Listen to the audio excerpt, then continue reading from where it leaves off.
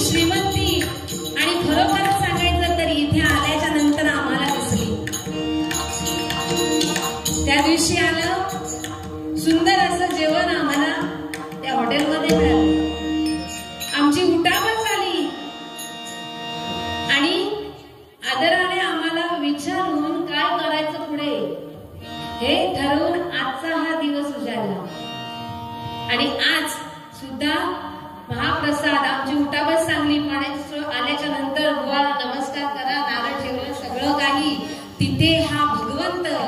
त्यांनी मला सांगितलं की हे मंदिर आता किती रुपयांचं आहे बांधकाम ते तुम्हाला सगळ्यांना माहितच आहे, पण 95% हे आम्ही एकत्रित आमची मुठभर जी वाडी आहे, आमचा गाव आहे त्याच्यातच आहे. आणि खरोखरच म्हणूनच म्हणते जिथे भोळा भाव आहे आणि भोळी भक्ती आहे ना तिथेच भगवंत वास करतो म्हणून म्हणते.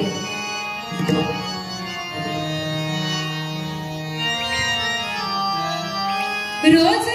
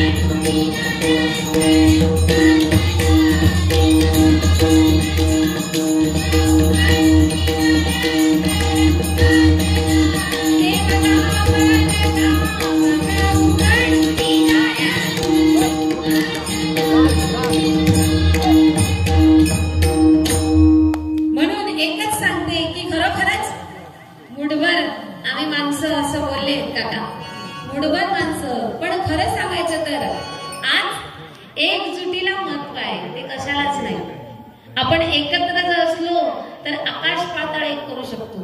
आणि हे खरंच सत्य आहे. जर झाडूचा मुगडा घट्ट असेल तर तो कचरा सगळा घेऊन जाणार, पण झाडूचा मुगडा जर सैल असेल तर स्वतः झाडू कचरा होऊन पडते. आता तुम्हाला सगळ्यांना माहितच असेल, बाजारात गेल्याच्या नंतर घोसाची द्राक्ष असतात, घोसाची त्याला किंमत जास्त असते, आणि घोसातून निघून पडलेली सुटी द्राक्ष असतात ना, घेऊन जा 10 रुपये म्हणून बाजारातलं द्राक्षावाला सांगतो.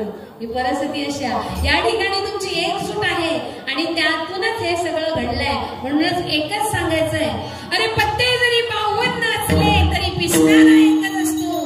पत्ते जरी 52 असले तरी पिसणारा एकच असतो, आणि एक्के जरी 4 असले तरी जिंकणारा एकच असतो. अरे चर्चा कोणाची असतो, नाद फक्त आपल्या मधल्या वाडीतच असतो, आपल्या मधल्या वाडीतच असतो. धन्यवाद.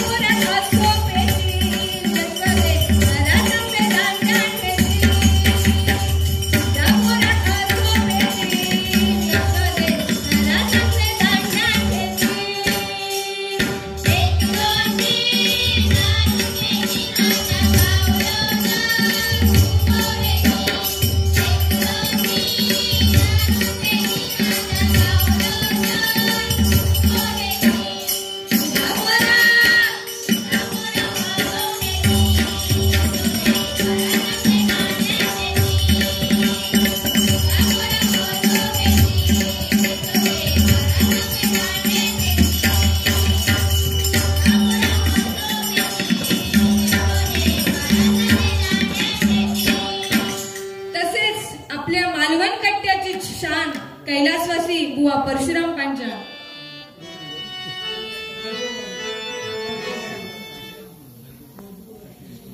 सॉरी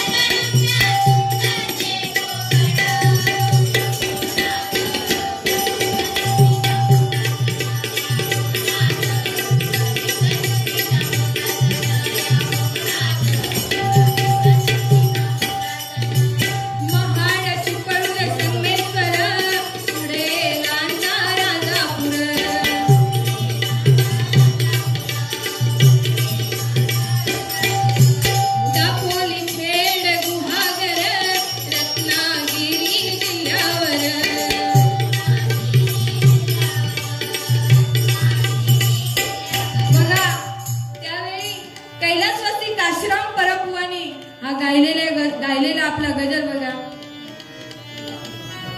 गण्या धावरे मना पावरे, गण्या धावरे मना पावरे, तुझ्या प्रेमाचे किती गुण गावरे, तुझ्या नामाला गावरे.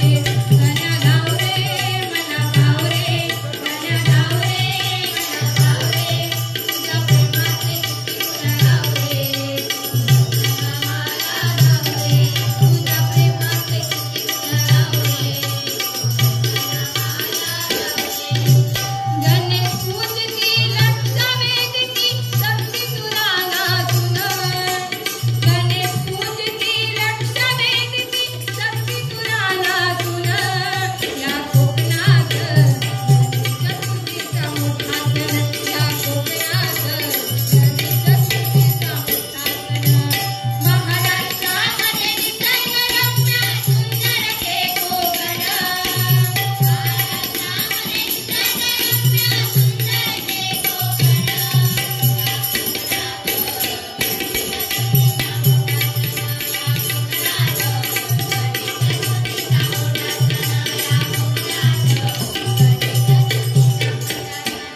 तसेच बघा आपली भजनाची नौका परदेशात नेणारे ते म्हणजे आमचे कैलासवासी बुवा विलास पाटील.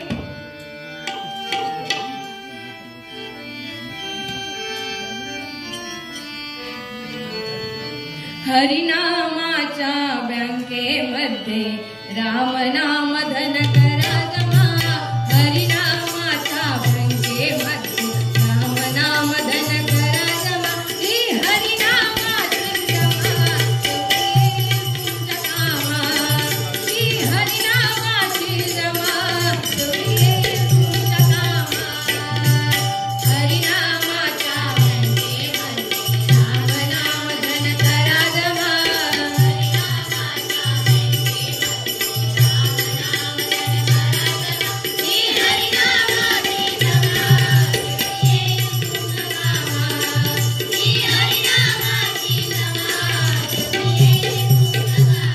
तसेच वैभववाडीचे कैलासवासी बुवा परशुराम पांचा.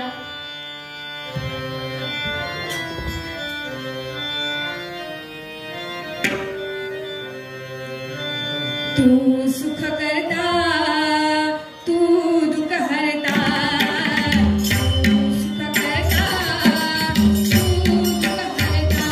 बाप्पा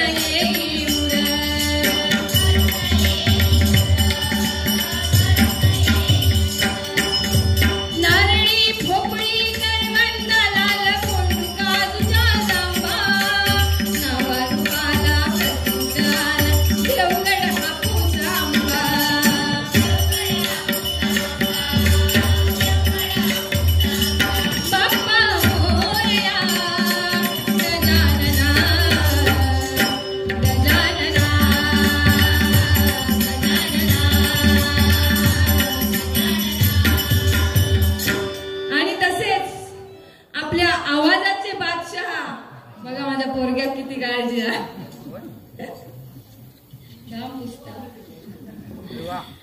कारण आपण बुवा सांगतो त्या सुद्धा ते ऐकतात की आपल्या आई वडिलांची सेवा करा, होय ना.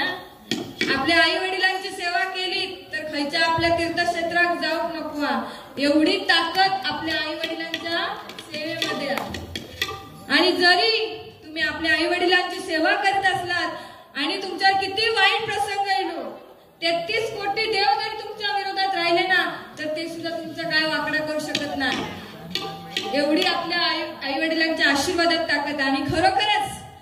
आपल्या आई वडिलांची सेवा करा. आपण म्हणतोय बुवा आपला महाराष्ट्र सुधारलाय, आपण म्हणतो आपला महाराष्ट्र सुधारला, पण बुवा मी जेव्हा म्हणेन आपल्या या महाराष्ट्रातून वृद्धाश्रम कायमची नाहीशी होतील तेव्हा मी म्हणेन की आपला महाराष्ट्र सुधारला.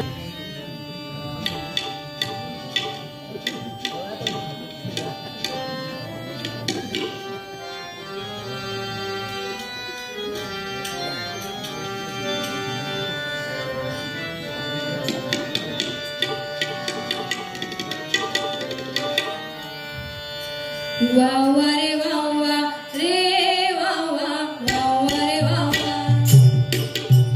वावा रे वावा रे वावा, वावा रे वावा, वावा रे वावा. मी कोकर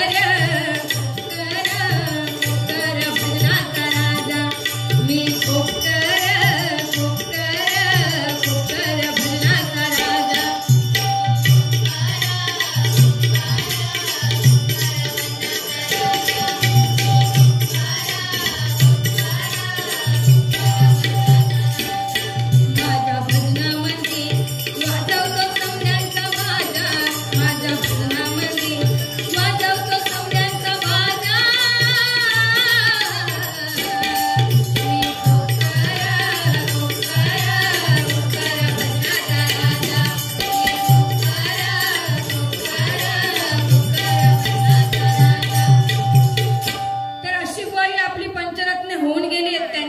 कोणी होणे नाही आणि त्यांची आठवण म्हणून मी बुवा ही गाणी गायली.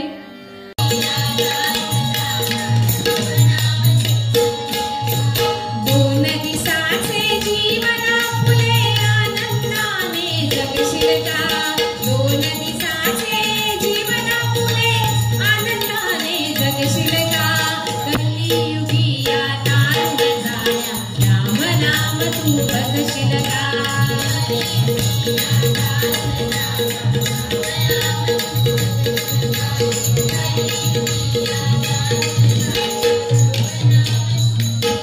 आता या ठिकाणी मी म्हटलं कलियुगी तारून जाण्यासाठी रामनाम बदलशील का. तर रामनाम का, तर कारण त्याचं ज्यावेळी सीतामाईला पळवून घेऊन रावणाने लंकेत सीतामाईला ठेवलं त्यावेळेला तिला आणण्या जाण्यासाठी समुद्रावर सेतू बांधला आणि तो दगडाने बांधला. आता आपण जर दगड टाकला तर पाण्यात तरंगेल का, नाही, तो बुडणार. आणि त्या दगडावर राम लिहिलं आणि तो टाकलेला दगड पाण्यावर तरंगला. आता तो टाकलेला दगड पाण्यावर तरला तर आपण तर हाडा मासाचे बनले आहोत. ते राम नाम जर मुखात घेतलं तर आपण का नाही तरणार. त्यावेळेला वानर सेना तो सेतू बांधायला होती आणि त्यांना मदत म्हणून प्रभू रामचंद्रांनी एक दगड टाकला. प्रभू रामचंद्रांनी टाकलेला दगड पाण्यावर तरला नाही, तो तळाला गेला, तो बुडला. हनुमंतराय म्हणताय की प्रभू तुम्ही टाकलेला दगड बुडला कसा. तर राम म्हणतात अरे तोच विचार करतोय, तो बुडला कसा दगड. पण प्रभू हनुमंतराय काय सांगतात की प्रभू आम्ही सगळे दगड टाकतोय त्याच्यावर राम लिहिलंय आणि तो टाकलेला दगड तरतोय, कारण हा तुमचा महिमा नाहीये. बघा हनुमंतराया रामांना सांगतायत की हा तुमचा महिमा नाहीये, तर हा महिमा तुमच्या राम नामाचा महिमा आहे, म्हणून तो दगड तरतोय. म्हणून तो दगड तरला आपण सुद्धा तरुण जाऊ. म्हणूनच म्हणते कलियुगी आता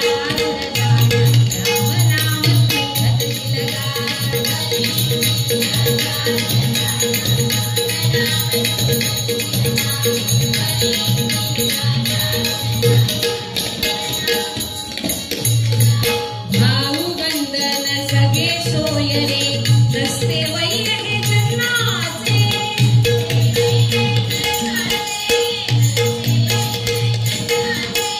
ना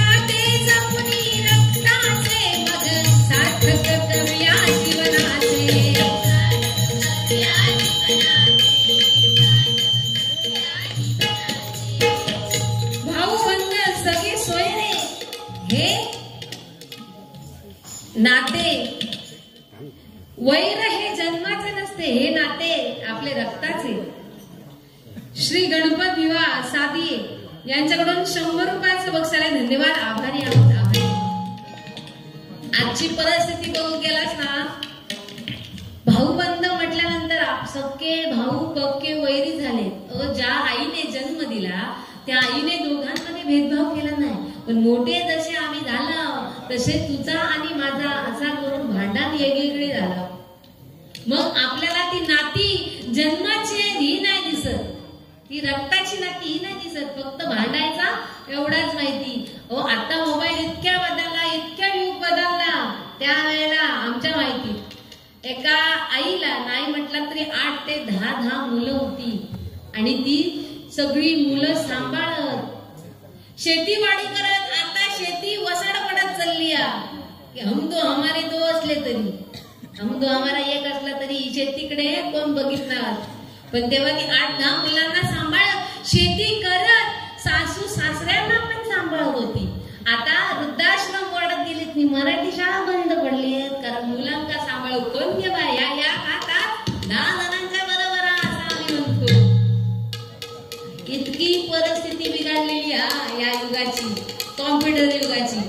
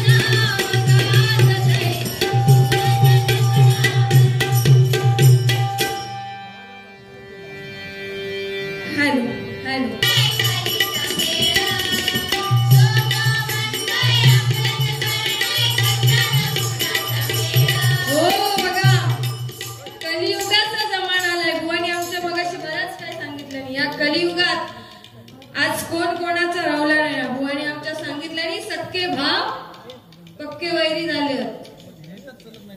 आज प्रॉपर्टी इस्टेटीसाठी भांडतात, माझा माझा करतात, पण माझा माझा यमाचा खाजा कोण काय जाताना घेऊन जात नाही. रिकाम्या हाताने येतात आणि रिकाम्या हाताने बुवा जाणार.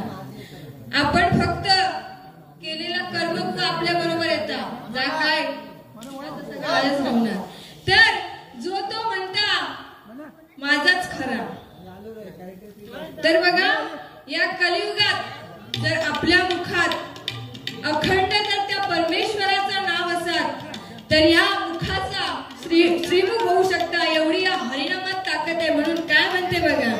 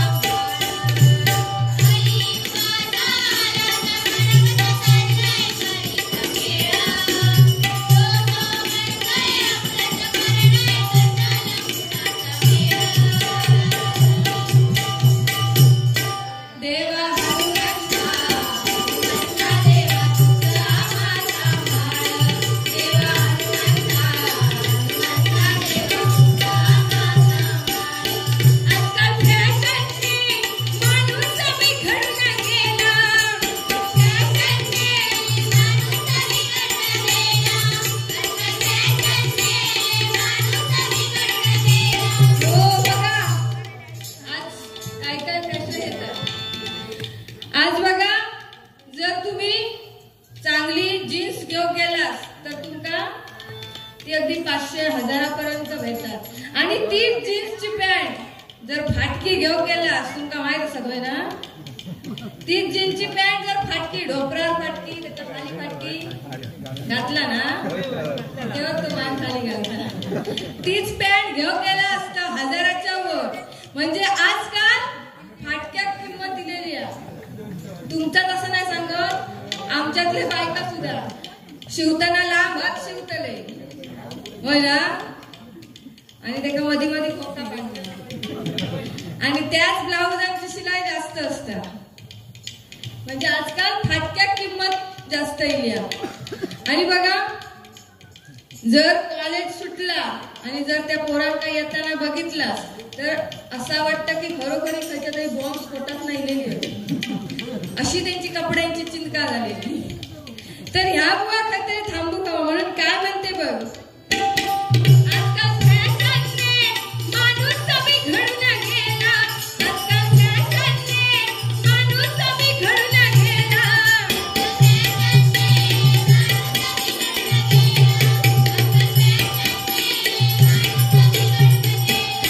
दारू तंबाखू व्यसनाचा अधीन झाला,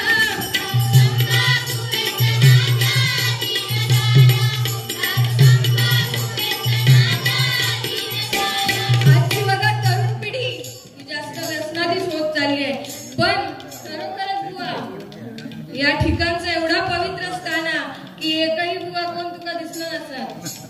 राम रसावाले, हे सगळे राम रसावाले, होय ना? हो, नाही म्हणतो. अहो, तसा बघलास तर जो घेणार असताना त्याला विचारलास, काय रे तू दारू पिऊन येलास की? तर आजकाल जास्त तरुण पिढी व्यसनाधीन होत चालली आहे. कारण दारू खरोखरी वाईट आहे. आम्ही आपलं संघाचं कर्तव्य करता, हे व्यक्ती तुमका काय करूचं, आम्ही आमच्या खिशातले खर्च करता. पण आज दारूमुळे कित्येकांचे संसार उद्ध्वस्त झालेत. आता दारूवरना विषय म्हणून सांगताय, आमच्या गावच्या काकांची एक गंमत. मी हॉस्पिटलमध्ये गेलो होतो आणि आपल्या बाहेर खुर्चीवर बसलोय आणि ते आमचे काका इले आतमध्ये केबिन मध्ये गेले आणि थोड्या वेळात परत बाहेर इले. माका भेटल्यावर म्हणत, काय काय साची काय करतेस इकडे? नाही म्हटलं असं केलं. म्हटलं तुम्ही कशा गेलास? नाही इकडे नेत्रदान शिबिर लागलो ना. नेत्रदान म्हणजे कळाला, आपण रक्तदान करतो तसेच आपले डोळे हे दान केले जातात. तर मी नेत्रदान करूसाठी फॉर्म भरू केलोय. असं माका म्हटले वा किती, म्हटलं तुमचं किती बोलावं तेवढा कमीचा. तर असं माका सांगितलं आणि मी नेत्रदान करूसाठी फॉर्म भरू केलं असं बोलल्याने गेले. आणि थोड्या वेळात तेच काका परत इले पाटी इल्याबरोबर मी त्यांना विचारत काय हो गेला होतास ना? नाही साची काय सांगू तुका, अगो मी फॉर्म भरलोय पण त्यांना सांगूक विसरलोय. डोळे माझे दान करूचे होत पण त्यांना डॉक्टरांका सांगूक विसरलोय की सकाळी माका एक पेक मारल्याशिवाय माझा डोळाच उघडत नाही. अशी आता शिकत म्हणून काय म्हणते बघा.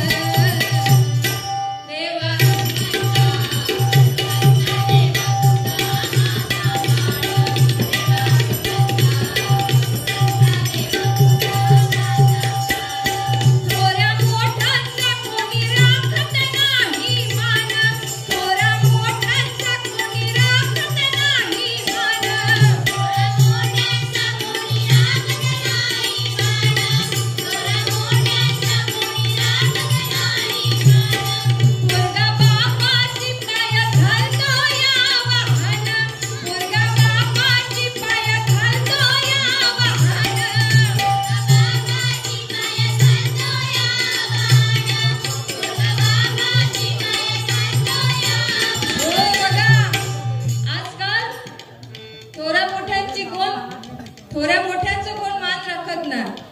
त्यावेळी पूर्वीचा काळ असं होतो की समोरून जर आपल्या समोरनं मोठा कोण व्यक्ती आला तर काय हो काका असं करून हात मारायचा.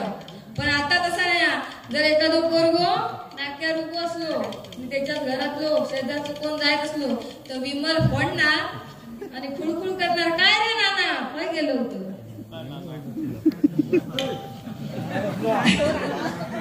नाना हो तुमका नाही. अशी आताची परिस्थिती आहे. म्हणजे अहो जावो या काय नाही, अरे तेरेच या तू आता चालता.